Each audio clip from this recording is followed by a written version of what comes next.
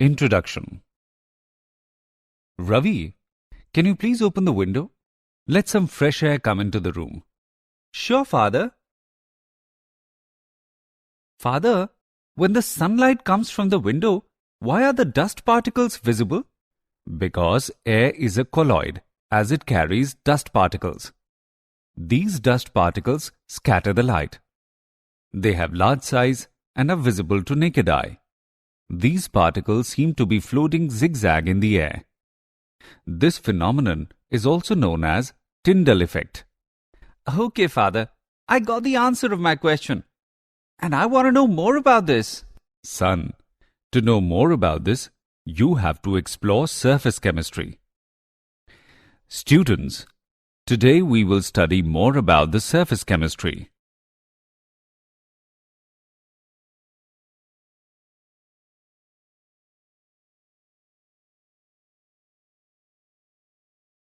Objectives.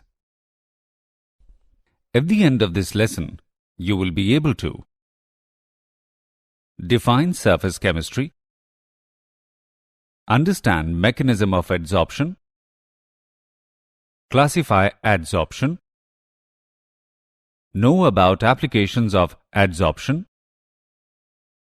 define and classify catalysis, analyze mechanism of enzyme catalysis, define and classify colloids,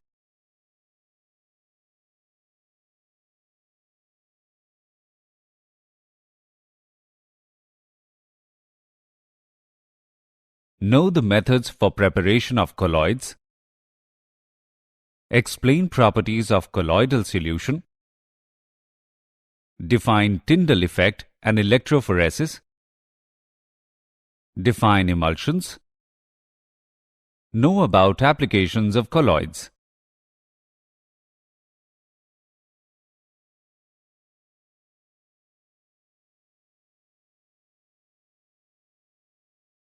Definition. Surface chemistry is that branch of physical chemistry which deals with the study of the phenomena occurring at the interface, that is, the boundary separating two bulk phases. Solid-solid, solid-liquid interfaces are known. As gases are completely miscible, they do not form any interfaces. Interface is only a few molecules thick, but the area is dependent on the particle size of the bulk phases.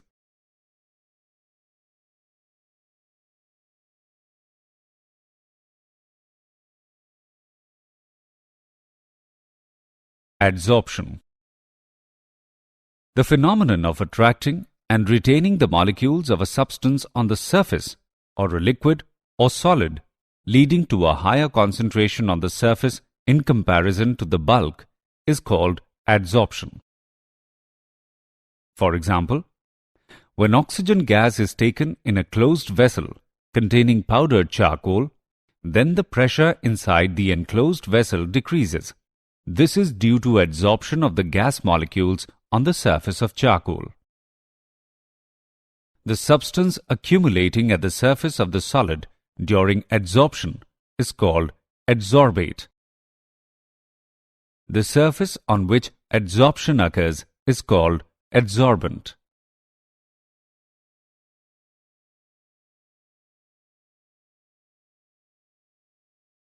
Adsorption and absorption. The phenomenon in which a substance is uniformly distributed throughout the bulk is known as absorption. It is the penetration of the substance through the surface into the bulk of the solid. For example, when a sponge is dipped in a liquid, it absorbs some molecules of liquid. Let's make some important differences between adsorption and absorption. Adsorption involves unequal distribution of the molecular species in bulk and at the surface, whereas absorption involves uniform distribution of the molecular species throughout the bulk. Adsorption is rapid in the beginning and slows down near the equilibrium, whereas absorption occurs at a uniform rate. Adsorption is a surface phenomenon, whereas absorption occurs throughout the body of material. Sorption and desorption. Sorption. Sometimes the adsorbate dissolves into adsorbent. Initially, the adsorbate appears on the surface of adsorbent and later passes into the body of adsorbent. Thus, adsorption changes into absorption. Simultaneous occurrence of absorption and adsorption is called sorption. Desorption. The process of removing an adsorbed substance from a surface on which it is adsorbed is called desorption.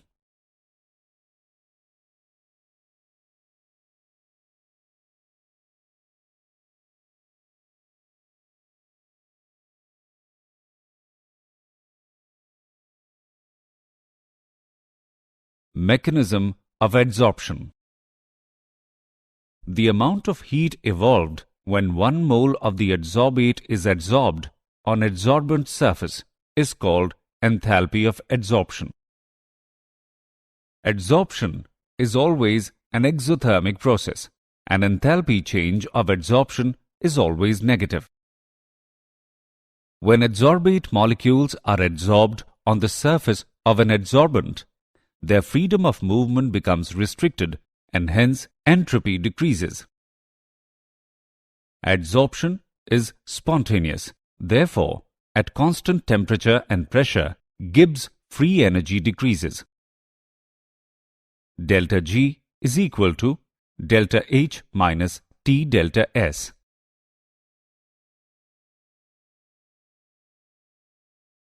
Types of adsorption. Depending upon the nature of forces existing between adsorbate molecules and adsorbent, the adsorption can be classified into 2 types: physical adsorption and chemical adsorption. Physical adsorption. If the forces of attraction existing between adsorbate and adsorbent are van der Waals forces, the adsorption is called physical adsorption. Since the forces existing between adsorbent and adsorbate are very weak, therefore, this type of adsorption can be easily reversed by heating or by decreasing the pressure. Chemical adsorption. If the forces of attraction existing between adsorbate particles and adsorbent are almost of the same strength as chemical bonds, the adsorption is called chemical adsorption. Since forces of attraction existing between adsorbent and adsorbate are very strong, therefore, this type of adsorption cannot be easily reversed.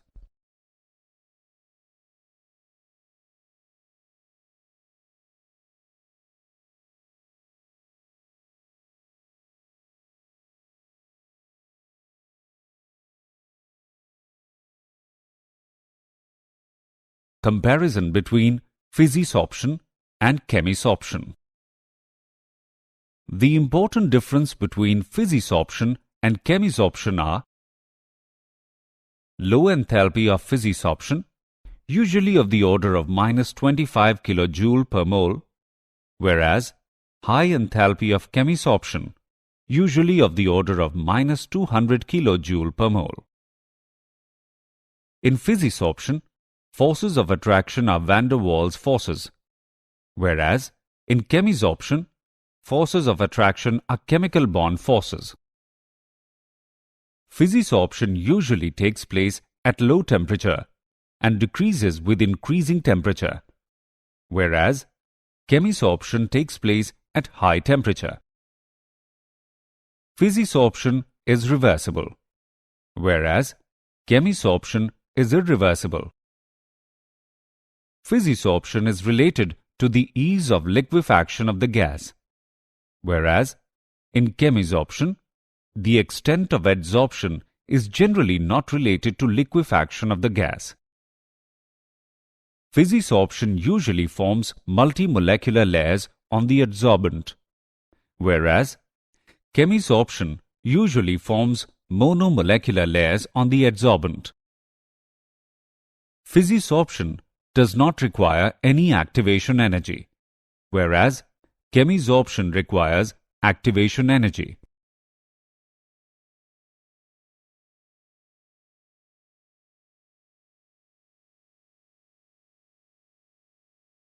Adsorption isotherm.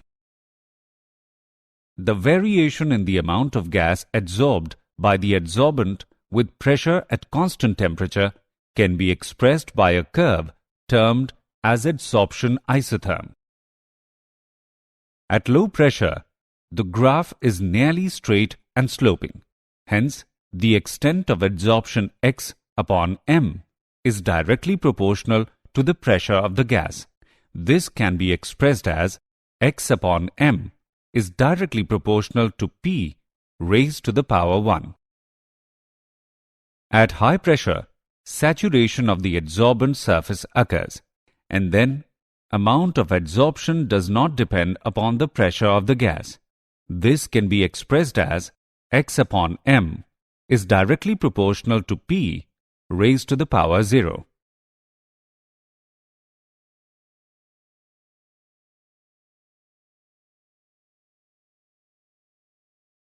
Freundlich isotherm. In the intermediate range of pressure, x upon m will depend upon P raised to the powers between unity and 0. This can be expressed as x upon m is directly proportional to P raised to the power 1 to 0, or x upon m is directly proportional to P raised to the power 1 upon n, where value of n is less than 1, or it can be written as x upon m is equal to k multiplied by P raised to the power 1 upon n. K and n are constant, whose value depends upon the nature of gas and the adsorbent solid at a particular temperature. Taking logarithm on both sides, we get log x upon m is equal to log k plus 1 upon n log P. The graph between log x upon m and log P is a straight line. The slope of the line is equal to 1 upon n, and the intercept on log x upon m axis will correspond to log k.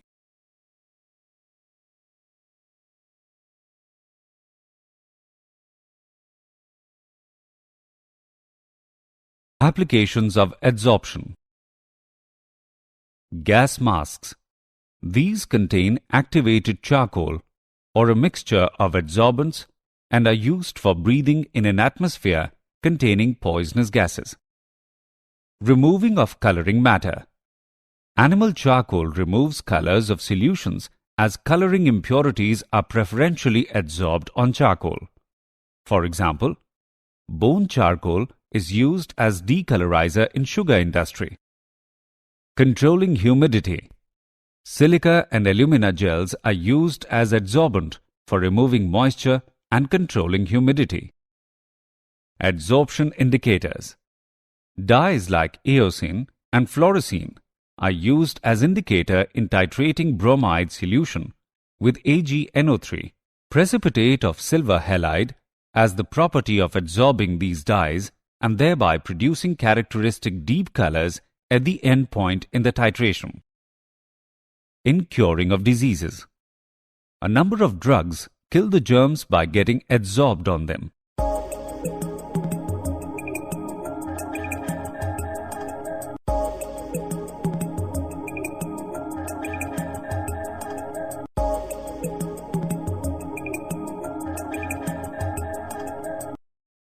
Removal of hardness of water. Ion exchange resins are used for removal of hardness of water. Some other applications of adsorption. Heterogeneous catalysis. There are many gaseous reactions of industrial importance involving solid catalyst. Adsorption of reactants on solid surfaces increases rate of reaction. For example, manufacture of ammonia, sulfuric acid, and hydrogenation of oils. Chromatographic separation.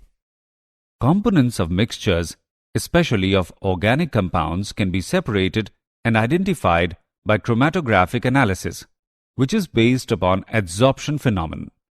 For example, thin layer chromatography, paper chromatography, and gas-liquid chromatography.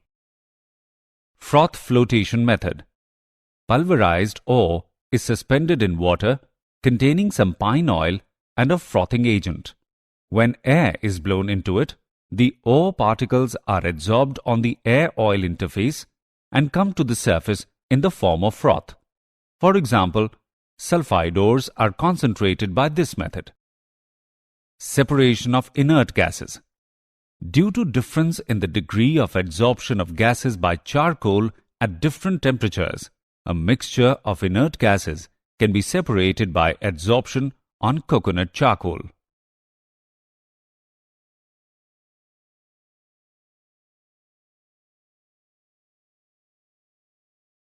Catalysis. A catalyst is a substance which influences the speed of a chemical reaction without itself undergoing any chemical change at the end of the reaction. This phenomenon is known as catalysis. For example, when potassium chlorate is heated in the temperature range of 653 to 873 Kelvin, it slowly decomposes to give dioxygen. But if a little manganese dioxide is added, the decomposition takes place in the temperature range of 473 to 633 Kelvin, and dioxygen is released at a much faster rate. A catalyst may increase or decrease the rate of a reaction. A catalyst which increases the rate of reaction is called a positive catalyst. For example, decomposition of KClO3 in presence of MnO2. A catalyst which decreases the rate of reaction is called a negative catalyst. For example, tetraethyl lead is added to petrol to prevent knocking of the engine.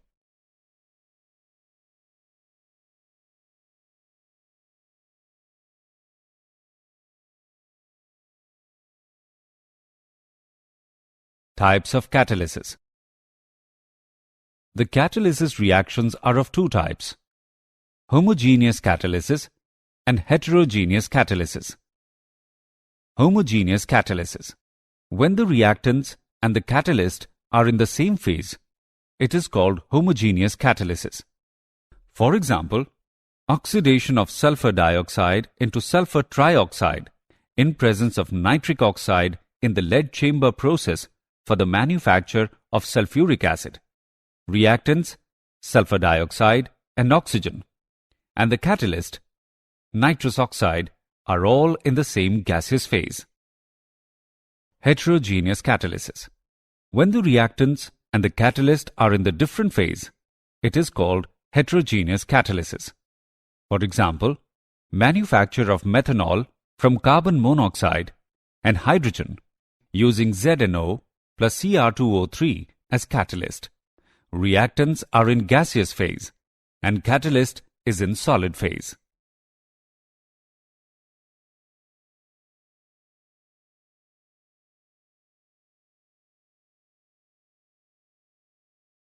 Adsorption theory of heterogeneous catalysis.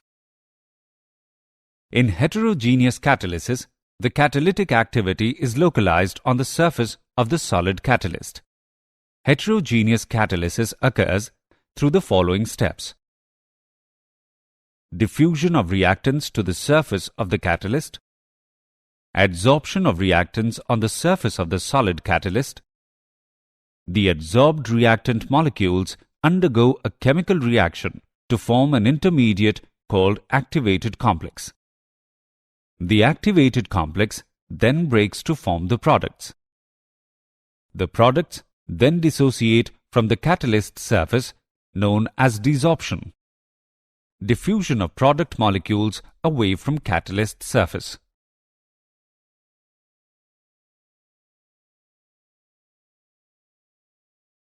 Nature of solid catalyst.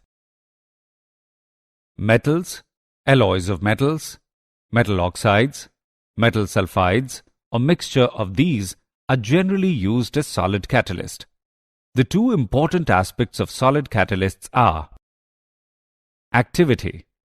The ability of a catalyst to accelerate the rate of a chemical reaction is called activity. These catalysts accelerate the rate of reactions to a very large extent, and in some cases, the rate of reaction becomes 10 raised to the power 10 times faster in the presence of a catalyst. For example, a mixture of pure H2 and O2 does not react, but in presence of catalyst platinum, they combine to form water and the reaction takes place with explosive violence. Selectivity. It is the ability of a catalyst to direct a reaction to yield a particular product. For example, carbon monoxide and hydrogen react to give different products in presence of different catalysts.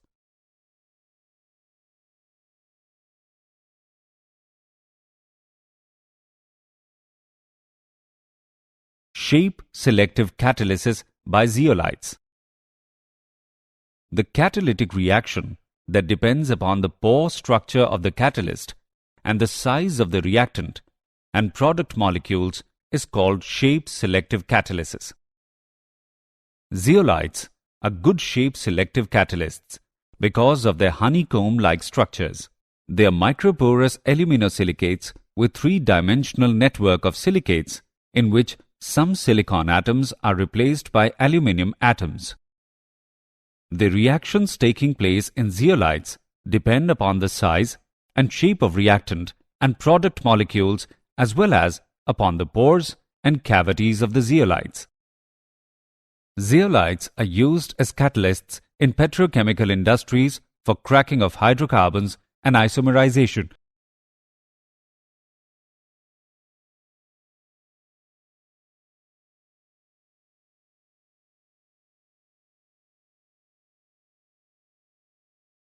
Enzyme catalysis. Enzymes are complex nitrogenous organic compounds which are produced in living cells of plants and animals. They are also known as biochemical catalysts because of their importance in biochemical processes. Almost all enzymes are complex protein molecules with high molecular mass. Enzymes are produced by living cells. A typical cell, on an average, contains about 3,000 different kinds of enzymes, each enzyme catalyzing a particular reaction. For example, conversion of milk into curd by lactobacilli enzyme present in curd.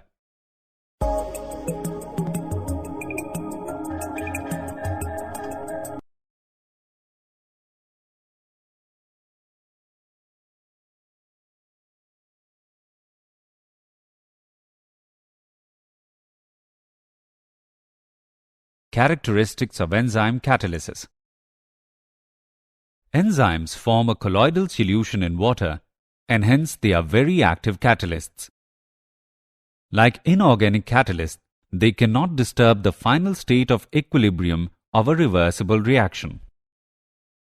They are highly specific in nature. One catalyst cannot catalyze more than one reaction. They are highly specific to temperature. The optimum temperature of their activity is 35 degrees Celsius to 40 degrees Celsius. They are deactivated at 70 degrees Celsius. A small quantity of enzyme catalyst is sufficient for a large change. They are destroyed by ultraviolet rays. Their efficiency is decreased in presence of electrolytes.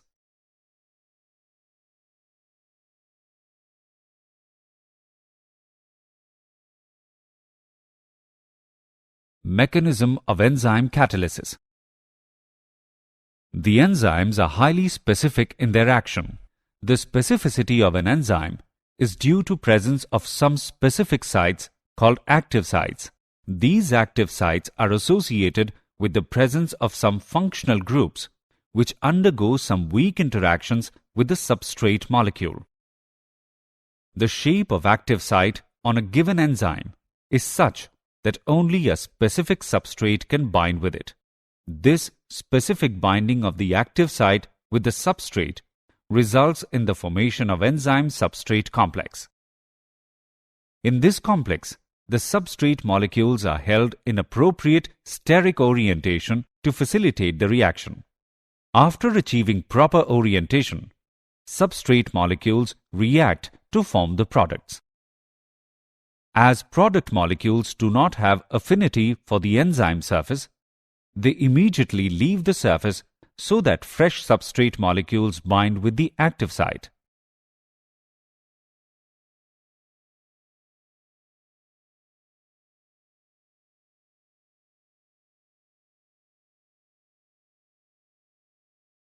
Colloids. A colloid is a heterogeneous system in which one substance is dispersed as very fine particle having diameters in the range of 1 to 100 nanometer in a continuous medium of another substance. For example, milk, shaving lather, jelly, and paint. A colloidal solution is heterogeneous in nature and always consists of at least two phases, the disperse phase and the dispersion medium. Disperse phase. It is the component present in small proportion and consists of particles of colloidal dimensions. Dispersion medium. The medium in which colloidal particles are dispersed is called dispersion medium.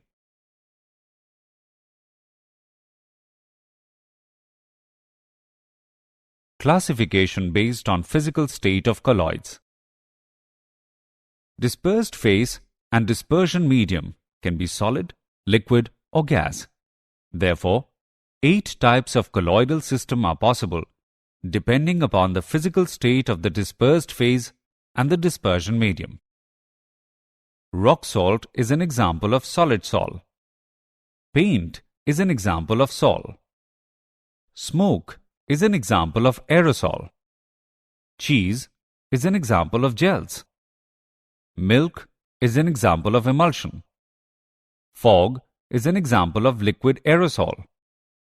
Rubber is an example of solid foam. Soap lather is an example of foam.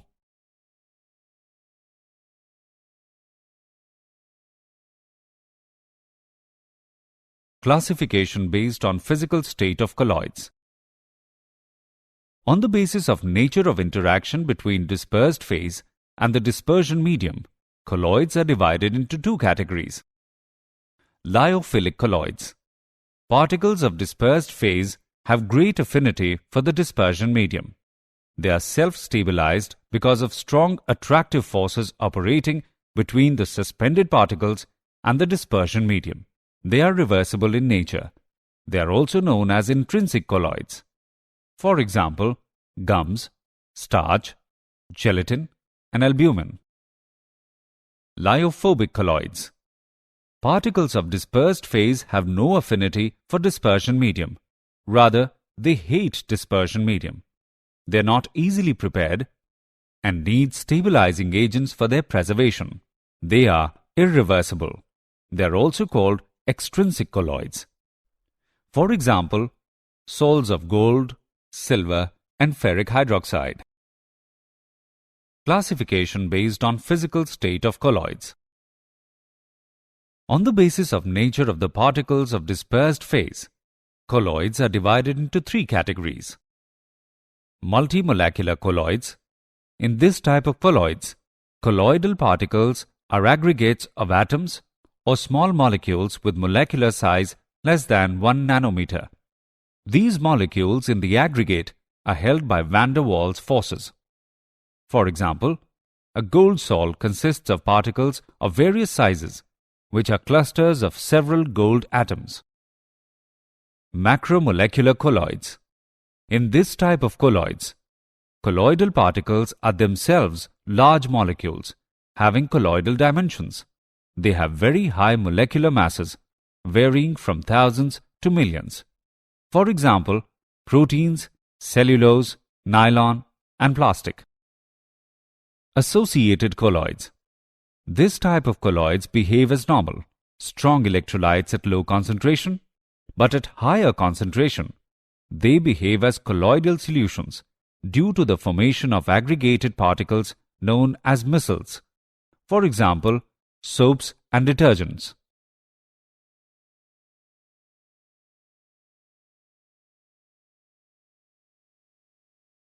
Mechanism of micelle formation.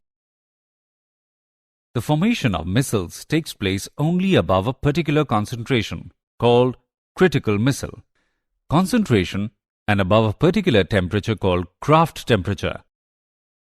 Micelles are formed by surfactant molecules.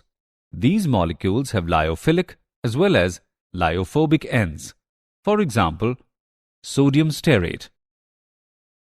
When soap solution is dilute and the concentration is below its CMC, sodium stearate behaves as a normal strong electrolyte. When the concentration exceeds CMC, the non-polar tails of the anion clump into the center of a ball-like structure called a micelle because these are hydrophobic. The polar head of the molecule presents itself for interaction with the water molecules on the outside of the micelle. This type of micelle is known as normal phase micelle. Inverse micelles have the head group at the center with the tails extending out. These are formed in non-polar media. Preparation of colloids by chemical methods. Colloidal solutions can be prepared by chemical reactions involving double decomposition, oxidation, reduction, and hydrolysis. Double decomposition. A colloidal sol of arsenious sulfide is obtained by passing hydrogen sulfide into a solution of arsenious oxide in distilled water. Oxidation. A colloidal solution of sulfur can be obtained by passing hydrogen sulfide into a solution of sulfur dioxide in water or through a solution of an oxidizing agent. Reduction. A colloidal solution of a metal can be prepared by reducing its salt solution with a suitable reducing agent. Hydrolysis. This method is used to prepare hydroxides and oxides of weakly electropositive metals. A red sol of ferric hydroxide is obtained by the hydrolysis of ferric chloride with boiling water.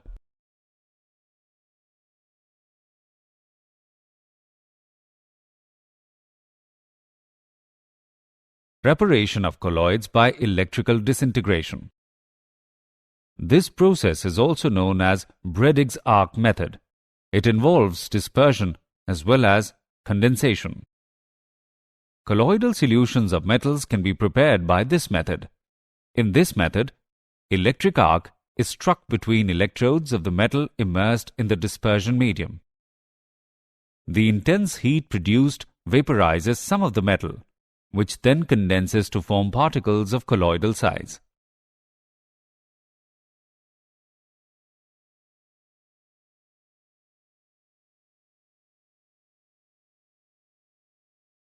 Preparation of colloids by peptization. Peptization is the process of converting a precipitate into colloidal form by shaking it with dispersion medium in the presence of small amount of electrolyte. The electrolyte used for this purpose is called peptizing agent. During peptization, the precipitate adsorbs one of the ions of the electrolyte on its surface. The adsorbed ion is generally common with those of the precipitate. This causes the development of positive or negative charge on precipitates, which ultimately break up into smaller particles having the dimensions of colloids.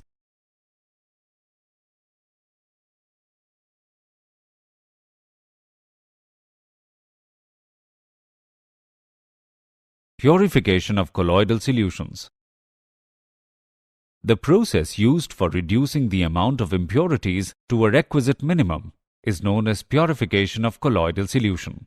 The purification of colloidal solution can be done by following methods. Dialysis. It is a process of removing a dissolved substance from a colloidal solution by means of diffusion through a suitable membrane. The apparatus used for this purpose is called dialyzer. Electrodialysis. The process of dialysis is quite slow. It can be made faster by applying an electric field if the dissolved substance in the impure colloidal solution is only an electrolyte. Then the process is known as electrodialysis. Ultrafiltration. In this method, colloidal solutions are purified by carrying out filtration through special type of graded filters called ultrafilters.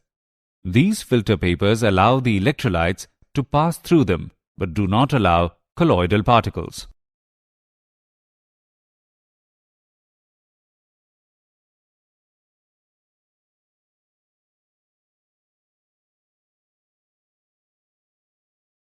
Properties of colloidal solutions.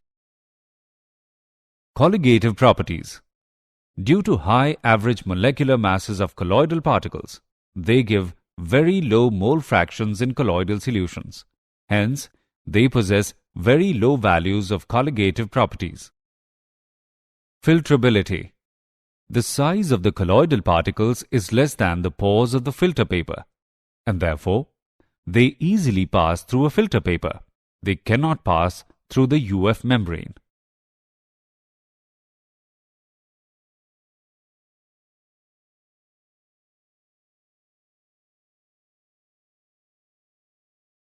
Tyndall effect. When a strong beam of light is passed through a true solution, it cannot be seen unless the eye is placed in the path. However, when the same beam of light is passed through a sol, the path of light becomes visible with a bluish light. This phenomenon is called Tyndall effect. This phenomenon is due to scattering of light from the surface of colloidal particles. Colloidal particles are too small to be seen with naked eye. They scatter light and become visible as bright spots or disks of light against a black background when viewed through an ultramicroscope.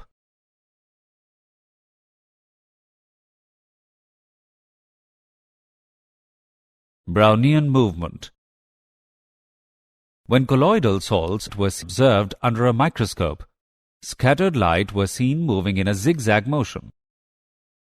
As the light is scattered by colloidal particles, these particles execute ceaseless, erratic random motion called Brownian movement.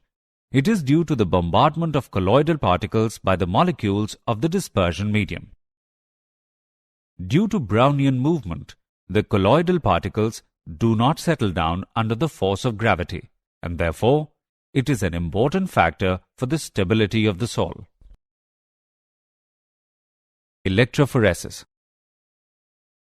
The particles of the colloidal solution are electrically charged. The existence of the electric charge is shown by the phenomenon of electrophoresis.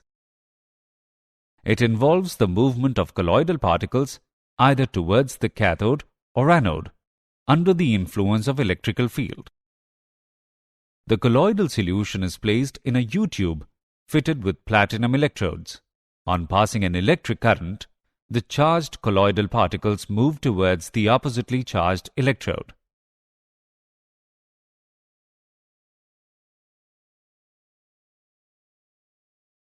Coagulation of colloidal solution. The precipitation of a colloid through induced aggregation by the addition of some suitable electrolyte is called coagulation. The coagulation of a colloidal solution by an electrolyte does not take place until the added electrolyte has certain minimum concentration in the solution. The minimum concentration of the electrolyte in millimoles that must be added to 1 liter of the sol so as to bring about complete coagulation is called the coagulation value of the electrolyte for the sol. Different electrolytes have different coagulation values. Smaller the coagulation value of the electrolyte, larger is its coagulating power. Emulsions. An emulsion is a colloidal dispersion in which both dispersed phase and the dispersion medium are liquid. In an emulsion, fine droplets of one liquid are dispersed in a continuous medium of another liquid. Emulsions are of two types: oil in water and water in oil. Oil in water. In these emulsions, some droplets of oil are dispersed in water. For example, milk is oil in water type of emulsion, in which liquid fat is the dispersed phase and water is the dispersion medium. Water in oil. In these emulsions, water is the dispersed phase and oil is the dispersion medium. Stiff greases are emulsions of water in oil type, in which water is dispersed in lubricating oil.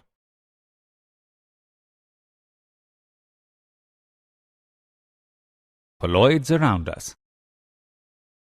Colloids play a very significant role in nature and our daily lives. Some important examples are as follows. Blue color of the sky. It is due to scattering of light by colloidally dispersed dust particles in air that sky looks blue. Fog and mist. They are colloidal systems. When large mass of air containing dust particles cools below its dew point, the moisture present in the air condenses on the dust particles, forming fine droplets. Food items. Most of the food items are colloidal in nature. Blood. It is a colloidal solution of an albuminoid substance. Soils. Fertile soils are colloidal system, and on account of their colloidal nature, soils absorb moisture and nourishing materials for plants. Paints. All paints are colloidal dispersions of solid pigments in a liquid medium. Medicines. Many medicines are colloidal in nature. The medicines in colloidal form are easily absorbed by body tissues and are more effective. Digestion of fats. The digestion of fats is aided by emulsification.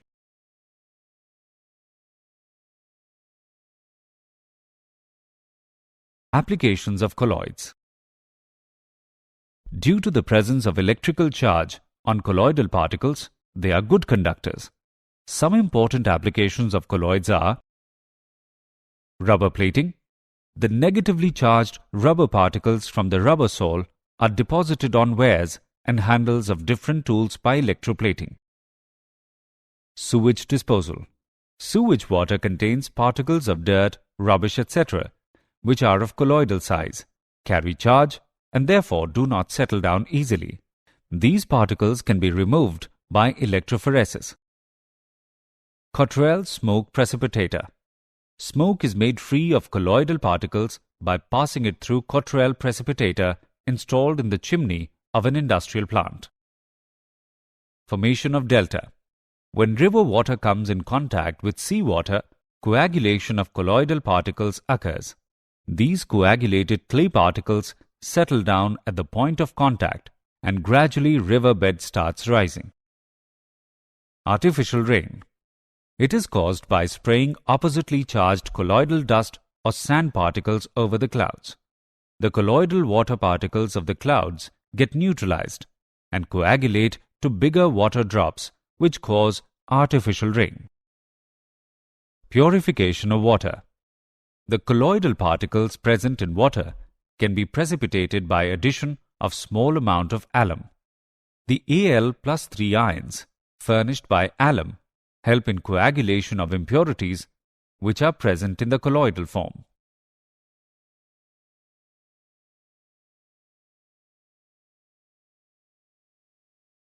Did you know?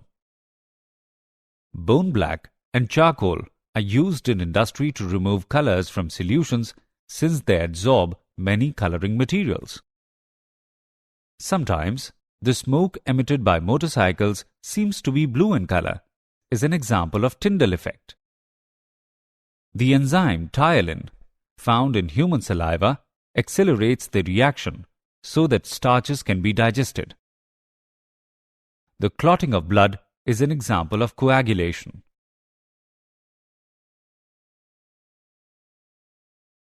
Summary. Let us summarize what we have learnt. Surface chemistry is that branch of physical chemistry which deals with the study of the phenomena occurring at the interface. The phenomenon of attracting and retaining the molecules of a substance on the surface, leading to a higher concentration on the surface in comparison to the bulk, is called adsorption. A catalyst is a substance which influences the speed of a chemical reaction without itself undergoing any chemical change at the end of the reaction. The enzymes are highly specific in their action. The specificity of an enzyme is due to presence of some specific sites called active sites.